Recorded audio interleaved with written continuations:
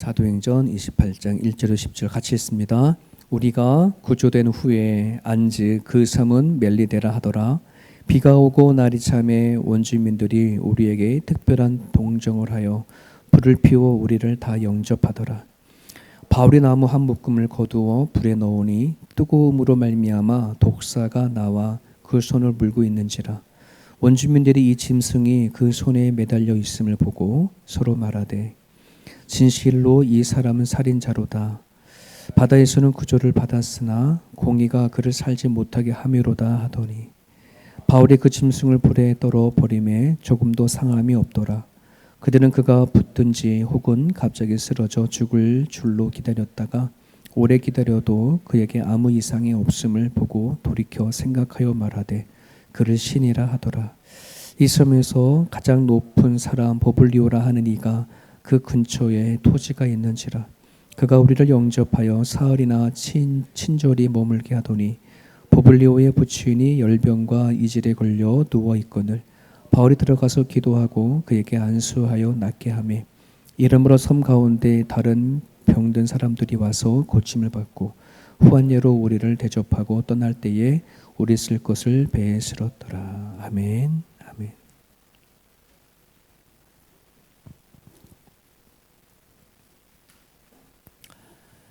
네, 오늘은 그 섬김에 관한 것이 주제인데요. 여러분, 내가 누구를 섬긴다는 것이 예수를 믿고 하나님 믿기 전에는 아마 이 섬김에 관한 것이 그다지 와닿지 않을걸요. 세상에서의 이 섬김이라는 말은 잘 쓰지 않죠. 어쩌면 그냥 봉사한다고 하는 개념으로 많이 써요. 저는 봉사라는 말 교회에서 많이 쓰기도 하지만 저는 봉사라는 말보다 섬김이 말이 더 좋아요. 마치 봉사는 내가 가지고 있는 어떤 능력 안에서 뭔가 좀 띄어서 뭔가 그 사람이 도와주는 것에 의미가 좀 더 있는 것 같아요. 근데 섬김은 그런 게 아니잖아요. 섬김은 내가 뭔가 많이 가져서 내 일부분을 뭔가 이 얘기가 아니라 그냥 하나님 은혜 때문에 내가 가진 것은 없고 내가 능력은 없어도 내가 하나님 때문에 내가 기꺼이 무엇을 할까요? 나를 써주십시오라고 하는 그 단어가 더 많아서 저는 봉사부보다는 섬김부가 더 좋은데 뉘앙스가 좀 그래서 그냥 봉사부라고 하는데 저는 봉사라는 단어보다는 섬김이라는 단어가 더 좋아요. 예전에 한국에 이제 두레교회에 있었을 때인데요. 한국에 두레교회에 있었을 때는 거기 뭐 대학 교수님도 김준호 목사님 워낙 유명하시다 보니까 대학 교수님들도 많고 하여튼간 정치인들도 많고 막 그랬었어요. 그런데 또 재밌는 얘기지만 그 한 교회 안에 그 한 대학 교수님이 있고 또 그 대학에 관리하고 청소하신 집사님도 거기 계셨어요. 그러니까는 교회 안에서는 뭐 교수냐, 뭐 관리, 뭐 청소부 이런 거 없잖아요. 그냥 다 직분 이렇게 하잖아요. 근데 사회를 나가면은 이건 계급이 달라요. 학교 가면 계급이 달라지는 거예요. 또 교수님 나름대로의 지위도 있고 명예도 있고 뭐 이러지만 또 관리하시는 집사님 같은 연배이기도 한데 나름대로 위축되고 막 이런 부분들이 있잖아요. 그래서 어느 날 그분이 이제 얘기를 하는 거예요. 목사님, 제가 사회에 나가서도 이런 약간 내 나름대로 열등감도 있고 막 그러는데 교회에 와가지고선 섬김을 얘기한다고 하면 이게 좀 쉽지가 않아요. 막 이런 얘기를 들은 적이 있어요. 그러니까 솔직한 거죠. 솔직히 고백을 하는 거죠.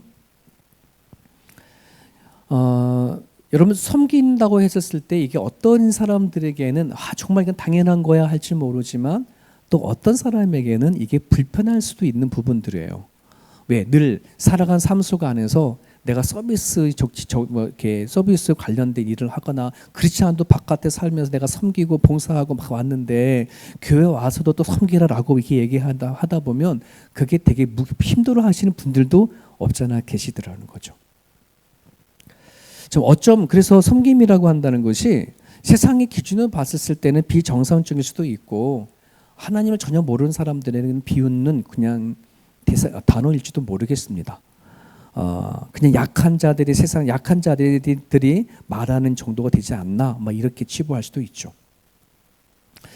하지만 누가복음 22장 27절입니다. 같이 읽어볼까요? 시작. 앉아서 먹는 자가 크냐 섬기는 자가 크냐. 앉아서 먹는 자가 아니냐. 그러나 나는 섬기는 자로 너희 중에 있노라. 여기서 예수님이 나는 섬기는 자로 너희 중에 있다 이 말은 어떤 의미냐 그러면 너가 나로 말미암아 섬기려고 하는 그 자리에 내가 임재할게, 내가 역사할게 라고 하는 의미가 들어가 있어요. 그러니까 내가 사회나 어디에서나 내가 생각하는 세상적인 기준을 가지고 높고 낮음 이런 거 다 없어버리고 그저 내가 하나님이 나한테 어떤 분인 줄 알아서 그 하나님 바라보고 내가 섬기려고 하는 그 자리에 예수님 뭐 하겠다는 거예요? 내가 임재하겠다. 내가 그 마음에 내가 역사하겠다 하는 것이 담겨져 있어요. 우리 같이 한번 읽어볼까요? 이 부분 시작. 세상 나라에서 사람의 크기와 삶의 가치 기준은 자기 자신이 얼마나 누리냐에 달려 있다면 하나님 나라에서의 사람의 크기와 인생의 가치의 결정 기준은 하나님께 자신이 얼마나 쓰임을 받았느냐에 있습니다. 이게 세상의 나라에서 말하는 것과 하나님의 나라 안에서의 그 사람의 크기와 또 내 삶을 살아가는 가치 결정이 달라지는 건데, 자 그러면 나는 하나님께 얼마나 쓰임을 받고 있는가? 이거는 무엇과 관련이 되냐면은 내가 그 하나님 앞에 얼마나 섬기려고 하느냐와 같이 연결이 되어지겠죠. 그죠?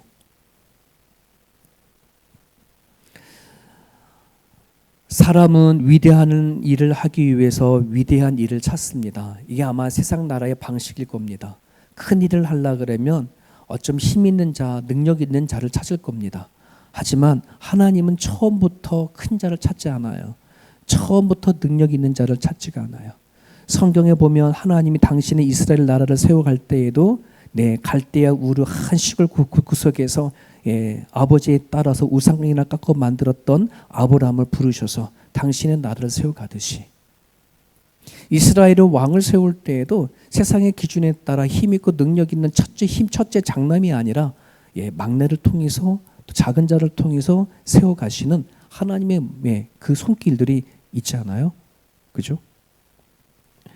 그런 부분들 안에서 우리는 기억하셔야 합니다. 작은 자를 들어서 크게 쓰시고 약한 자를 들어서 강한 자를 부끄러게 하시는 하나님. 근데 왜 하나님은 그 방법을 취할까? 왜 그 방법을 취할까? 좀 능력 있는 삶을 쓰면 어떨까 하는 거죠. 여러분 우리가 같은 교회를 세워가는 공동체의 입장에서 우리가 어떤 일을 하려고 하면 그 일에 타고난 자를 뽑아가지고 하면 참 쉽잖아요. 그죠? 그런데 교회는 어떻게 보면 그것보다 다 전문가도 아니고 능력도 없지만 정말 하나님을 향해서 열정을 가지고 섬기려고 하는 자를 통해서 일하신 역사들이 되게 많이 일어나요. 한국의 두레교회 철저히 저 예전에 설교 중에 했던 부분 중에 하나이거든요. 얼마나 많은 다양한 세상적으로 전문가들이 많을 거예요. 그러니 교회 각각의 부서들 보면 뭐 교육부, 행정부, 무슨 부서부 하면은 다 교수님들 다 자리에 앉혀놓으면은 기가 막히게 잘할 것 같잖아요. 그렇게 해봤어요 실질적으로. 네. 그래서 은사 배치라고 해가지고서는 각자가 갖고 있는 달란트마다 배치를 했어요. 교회 성장학 보면은 은사 배치에 따라서 세워라 이라는 것도 있거든요. 그래서 그렇게 해서 그 사람이 갖고 있는 은사에 따라서 정말 경제학 교수님들을 재정부에다 세우시고, 교육부 나온 그 탁월한 자들을 교육부 부장님을 세우시고 이랬거든요. 안 돌아가요. 맨날 지지고 볶고 싸워요. 근데 왜 그럴까요? 왜? 그런 자를 세워나니까 그 밑에서 같이 일하는 사람들이 또 전문가가 있는 전문가 알아서 하지 뭐 이러는 거예요. 근데 전문가가 알아서 하면 되는데 뭐냐 그러면 전문가는 그러잖아요. 내가 그렇지 않아도 바깥에 가서 다 일을 하고 왔는데 교회 와서도 똑같은 일을 하고 하다 보니까 이 사람이 나름대로 속상한 거예요. 자기를 도와주는 사람이 없어. 왜 본인은 전문가라고 하니까 다 맡겨버리는 거야. 그래가지고서는요 이걸 싹 다 바꿔 안 되겠다. 다 내려오시라고. 그 다음에는 전문가가 아닌 사람을 다 부장을 다 세운 거예요. 그러니 전문가 아닌 사람이 세우니까 어떻게 하겠어요? 부장님들이 다 같은 부원들에게 물어보는 거예요. 제가 전문가가 아닌데요, 좀 도와주세요. 이러니까 되는 거야. 약한 자는, 부족한 자는 도움을 요청하지. 그치? 도움을 요청하니까 도움을 요청받는 사람도 기분 좋잖아. 나가 필요로 했나 보구나. 같이 하는 거예요, 이게. 야, 그렇구나. 교회의 일이라는 그런 거구나. 여러분, 작은 섬김이요, 어떠한 축복을 가져오는가에 관한 이야기가 오늘 본문 안에 담겨져 있어요. 우리에게는 아무것도 아닌 것이지만은 하나님 아무것도 아닌 그 작은 일들 통해져서 하나님은 일을 하시는 것을 오늘 본문에서 얘기를 하고 있는 것인데요. 이 부분을 통해서 오늘 내가 하나님을 향해서 어떻게 살아가야 하는가라고 하는 스스로의 답변을 좀 얻었으면 좋겠습니다. 오늘 이 본문의 이야기는 잘 아실 겁니다. 바울이 제수의 몸으로 270명과 함께 배를 타고 로마로 가는 길인데요. 큰 풍랑을 맞이해서 그 배가 멜리데라고 하는 섬에 이렇게 떨어진 거예요. 배도 파손이 되어지고 간신히 목숨만 산 거예요. 며칠 동안 먹지도 못하고 기진맥진해가지고서는 섬에 도착을 했는데, 다행히 원주민들이 그 바울의 일행들과 그다음에 모든 제수들을 다 영접을 했어요. 그러고 나서는 불도 피우고 따뜻하게 영접을 했는데, 자, 나름대로의 불이 들려져 이렇게 오래 꺼져 가니까 누군가 가가지고서는 이렇게 나무를 또 갖다가 해야 되는데, 다 너무나 지치고 피곤한 나머지 그 누군가 모닥불에다가 나무를 갖다 자가 없네. 누가 움직였어요? 볼까요? 두 번째 보면, 비가 오고 날이 참해 원주민들이 우리에게 특별한 동정을 하여 불을 피워 우리를 다 영접하더라. 그 다음 뭐예요? 바울이 나무 한 묶음을 거두어 불에 넣으니. 여기 앞에 바울이 276명 중에 276명이 다 똑같이 배를 타고 왔고 똑같이 지치고 똑같이 못 먹고 있는 그 상황에 누가 지금 갔다 온 거예요? 바울이 비가 오고 그러는데 불이 모닥불이 다 꺼져가고 하니까 손수 가가지고서 나무를 막 이렇게 해가지고 모아가지고 와서 가지고 온 거예요. 우리가 알다시피 바울은 유대 귀족 출신이에요. 최고의 학력, 최고의 권력을 가지고 있는 사람. 엘리트 중에 엘리트가 누구예요? 바울이에요. 만약에 그가 자기가 그 276명의 제수 가운데 내가 이런 자야라고 하는 그 생각을 가지고 있었다라고 하면 아마 결코 그런 나무를 찾으러 가지 않았을 거예요. 누군가가 갔다가 하기를. 그죠? 아마 그렇게 생각하죠. 자기는 복음을 전하다가 여기 갇혀온 곳이지 진짜 나쁜 죄를 진 거 아니거든요. 하지만 다른 사람들은 다 뭐예요? 진짜 죄인이거든요. 못된 짓 하고 왔잖아요. 그럼에도 불구하고 바울이 그 일을 먼저 한 거예요. 이 섬김인 거예요. 자기를 내려놓지 아니하면, 내가 이 상황 속 안에서 내가 그런 마음, 그리스도의 마음을 갖고 있지 아니하면 절대 일어나지 아니하는 그 일을 통해서 하나님을 역사하시는데, 자 보세요. 나무를 가져놓고 불을 갖다 집어넣는데 거기서 뭐가 나와요? 뱀이 나와요. 뱀이 나와서 바울을 물었어요. 만약 그 일을 하지 않았더라면 그 일도 없을 거잖아요. 좋은 일을 했는데 도리어 안 좋은 결과가 닥친 거예요.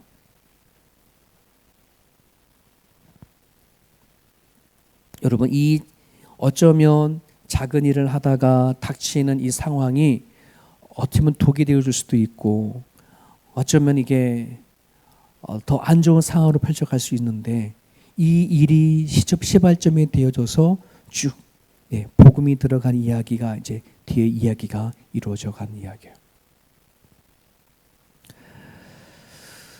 하나님의 역사는요, 아주 작은 것으로부터 시작한다는 것을 여러분 마음속에 담아 놓으십시오. 이 얘기는 우리가 교회에서 일 뿐만 아니라 내가 살아가는 삶 속 안에서 하나님을 마음에 두고 실천하는 것, 작은 것 하나하나를 통해서 하나님은 일하신다는 거예요. 우리는 하나님을 믿고 예수를 믿으면서 어떤 특별한 어떠한 역사가 막 일어나기를 되게 간절히 바라는 부분들이거든요. 그냥 길거리 가다가 벼락이를 쳐서 뭐가 이 역사가 일어나는 것 같은 그런 걸 기대할 때가 되게 많아요. 네.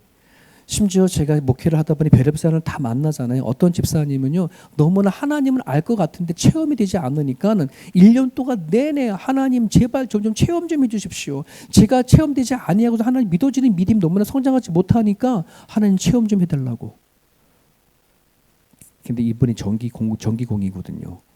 예, 전봇대 올라갔다가요, 정말 전기 감전이 되어가지고서는요, 예, 머리부터 발끝까지 전기가 통했어요.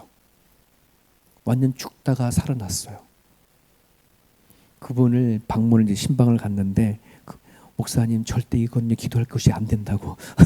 절대 이거는 이런 식으로 기도할 건 아니라고. 그래서 그랬어요. 정말 하나님 경험했냐고. 자기는 머리 발끝까지 전기가 통하는 걸 자기는 경험을 했 살아났다고.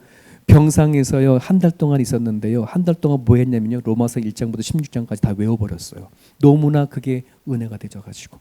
퇴원할 때에 우리 앞에서 로마서 전체를요 앞에서 외웠어요. 그거를 쭉. 자, 우리가요 어떤 그런 것이 아니라고요. 내가 하나님을 바라보고 믿고 일하는 작은 일들에 하나님 그걸 보신다고요. 왜? 우리 하나님 인격적인 하나님이시거든. 생각하고 느끼고 같이 역사하시는 하나님이기 때문에. 자, 그렇게 하나님 앞에 작은 섬김이 일어날 때에 나타나는 축복이 있는데, 그 축복의 하나가 복음의 문을 열어요. 오늘 우리가 살아가는 작은 것 하나를 하나님 안에서 실천해 나갈 때에 그 작은 것 하나가 사라져가는 것이 아니라 그거를 통해서 복음의 문을 여시는 분이 하나님이에요. 4절과 6절에 보면 원주민의 반응은 어땠냐 그러면 뱀에 물린 바울이 죽었어야 돼. 안 죽었단 말이에요. 안 죽었어. 그랬더니 이 원주민들이 갖고 있는 사고방식이 확 깨지는 거예요. 독에 물리면 반드시 죽어야 되고, 독에 물려 죽는 사람은 살인자나 누군가 알지 못하는 죄를 졌기 때문에 뱀이 물었기 때문에 뱀이 물린 사람은 죄 때문에 죽은 거야 라고 하는 통념, 관념을 갖고 있었던 사람들인데 안 죽었어, 바울이. 그러다 보니까 뭐라 부르는 거예요? 여기 사람이 아니라 신이다 라고 할 정도로의 바울을 향하여 마음을 열렸는데, 그 바울을 향하여 마음이 열린 문으로 뭐가 들어가더라? 복음이 흘러가더라 한다는 거예요. 여러분, 하나님께서 우리에게 주시는 진리가 있어요. 매마다 하나님의 말씀은 듣고 진리는 들어오잖아요.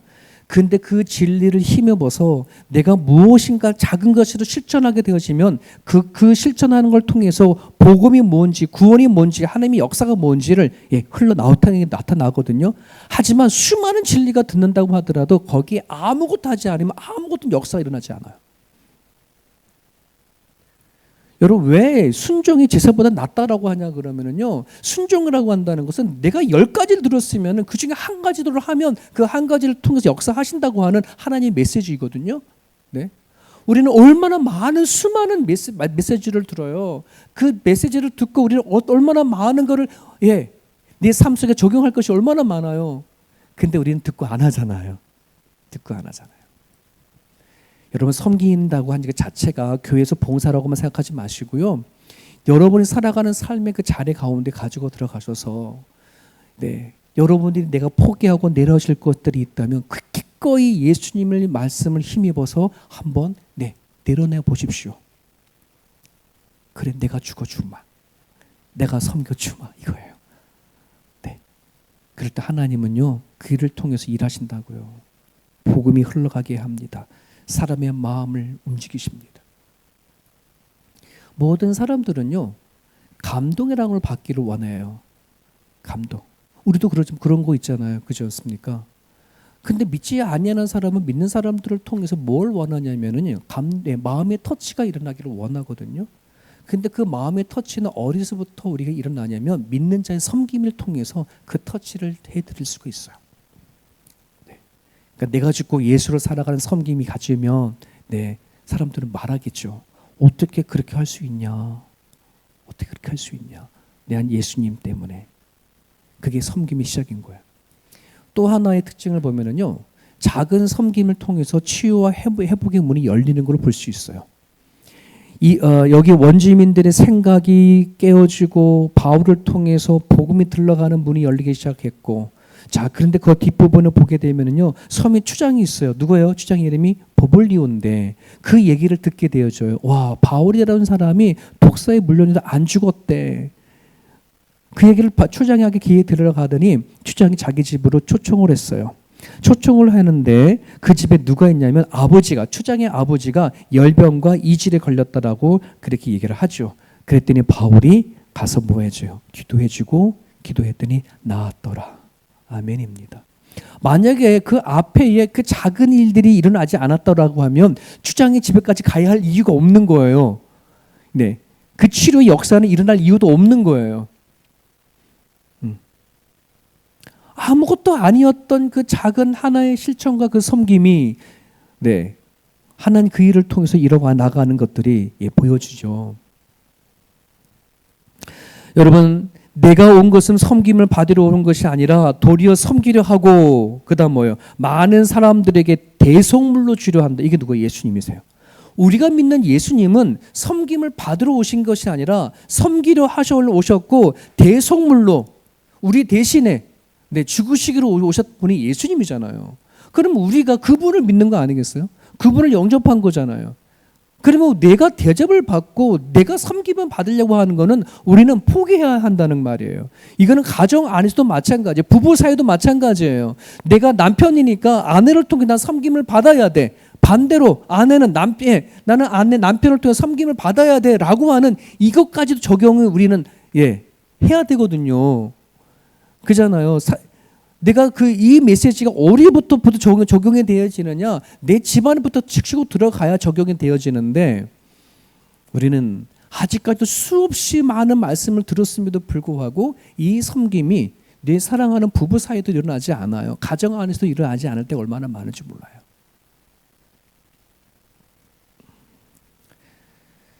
여러분, 섬기는 그 자리에 예수님께서는요, 치유하시고 회복하시는 역사를 허락하시겠다 하는 부분들입니다. 여러분, 우리가 살아갈 때에 상처와 아픔이요, 많은 사람들은 어떤 환경이나 여건이나 사람을 통해서 찾아요. 이 아픔의 원인이 어디냐? 이 고통의 원인이 어디냐? 상처의 원인이 어디냐를 환경과 사람에서 찾지만 성경은 얘기합니다. 상처와 아픔의 뿌리는 사단의 거짓과 속임수에서부터 온다고.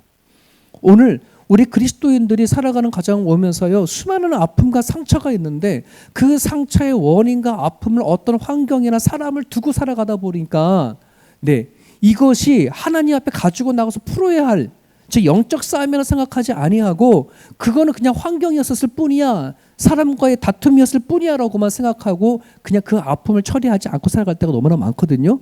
아니요.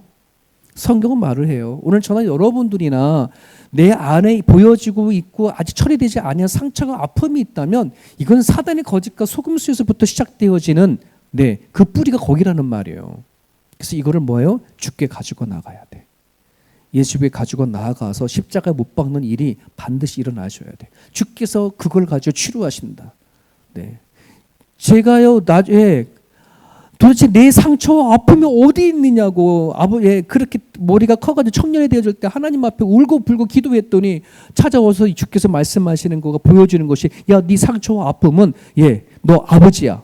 네 아버지 때문에 너네 여기 왔어라고 그렇게 아버지를 통해서 맞은 것부터 쭉부터 얘기를 보여줬거든요. 그런데 이미 그 아버지는 사라져버린 거예요. 돌아가시고 안 계시잖아요. 근데요, 그게 내 눈으로는 아버지였지 그 뒤에 사단의 역사, 사단의 존재 그랬었구나. 우리 가정에 침투에 들어왔던 사단의 거짓과 그 역사들이 내가 상처를 받고 여기까지 왔구나. 예수님이 십자가의 보혈의 피로 그 문제가 해결이 되셨어요. 그렇구나. 예수님이 이것 때문에 나한테 오신 거구나. 내 안에 들어오셔서 내 상처와 아픔들을 치료하시기 위해서 오셨구나라고 하는 게 확 믿어지니까 치유가 되더라는 거예요. 정말 제가 그 부분이 치료가 되지 않았으면 저는 아마 이 자리에 서지 못했을 거예요. 오늘 내가 예수 그리스도의 이름으로, 하나님의 이름으로 내가 섬길 수 있다고 한다면 여러분은 건강한 거예요. 여러분들의 내가 예수 그리스도의 이름으로 기꺼이 가정 안에서든 일터에 있어든 교회에 있어든 내가 섬기는 것이 기쁨이 되고 감사가 되어진다면 여러분이 예수 그리스도를 통해서 치유함 받은 얘기예요.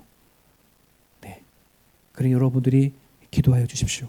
혹시 내 안에 상처와 아픔이 있다면 하나님 치유와 해부를 열어달라고. 하나가 더 있어요. 여러분 넘겨주실래요? 하나님의 작은 섬김을 통해서 뭐가 공급의 문이 열립니다. 자, 276명이 배를 타고 오다가 풍랑을 맞아가지고 다 빈손이 되어줬잖아요. 빈털터리 되어졌어요. 그런데 보블리오 주장이 자기 아버지가 치유되고 회복되어지는 것을 너무나 기쁜 나머지 뭐냐면 이들이 떠날 때에 모든 것을 다 공급하죠. 부족함 온 것이 다 채워주시는 역사가 그 뒤에 일어나고 있습니다. 누가복음 6장 38절에 주라 그리하면 너에게 주실 것이니 곧 후이되어 누르고 흔들어 넘치도록 너에게 안겨주리라. 여러분 하나님은요 기억하십시오. 내가 섬긴다는 것 자체가 우리는 뭔가 손해가 된다고 생각할지 모르지만 아니요. 섬김은요 빼앗김이 아니라 축복이고 채우심입니다. 하나님 앞에 내가 섬길 수 있다 그러면 반드시 하나님은 그 부분에 대해서 응답 주시고 채우시는 분이라는 사실을 여러분 기억하십시오. 네. 우리가 마치 나는 시간을 투자하고 물질을 투자하고 나름 내 마음을 투자해가지고서는 마치 내가 모든 걸 손해보는 것 같고 빼앗기는 것 같아 볼지 모르지만 아니요. 그것에 비해서 하나님 우리에게 공급해 주시는 것은 더 많을 거예요. 이거를 이 생각을 가지고 있어야 내가 기꺼이 섬기는 자리가 힘들지가 않아요. 내가 섬기는 자리에 번아웃이 되지 않아요. 왜 우리가 섬기다가 번아웃이 되고 섬기다가 주저앉아 버리냐 그러면 내가 섬기는 것에서 하나님이 채워주시는 것이 무엇인지 깨닫지 못하기 때문에 그러거든요. 하나님은요 공짜가 하나님 그냥 우리를 그냥 막 불러가지고 그렇지 않아요. 하나님은 다 아세요. 여러분의 어느 누구 보지 않은 데서 작은 거 하는 거 다 하나님이 아셔요. 그것만 기억하십시오. 그럴 때 하나님께서는 여러분을 통해서 반드시 일하실 거니까는요. 오늘 여러분들이 오늘 주신 말씀을 가지시고요. 이렇게 기도하시다가 하면 좋겠어요. 한 5분 10분 더 기도해 주시는데 하나님으로 인하여 즐거워하는 것로부터 섬김이 시작될 수 있도록 즉 하나님으로 인하여 즐거워하는 마음을 주세요. 하나님 때문에 즐거워서 하나님 때문에 행복해서 내가 기꺼이 교회나 내가 살아가는 가정 안에서나 일터 안에서나 그것이 자꾸 그들은 섬길 줄 아는 그런 자가 되어지길 원합니다. 내 자신을 보면 섬길 수가 없어요.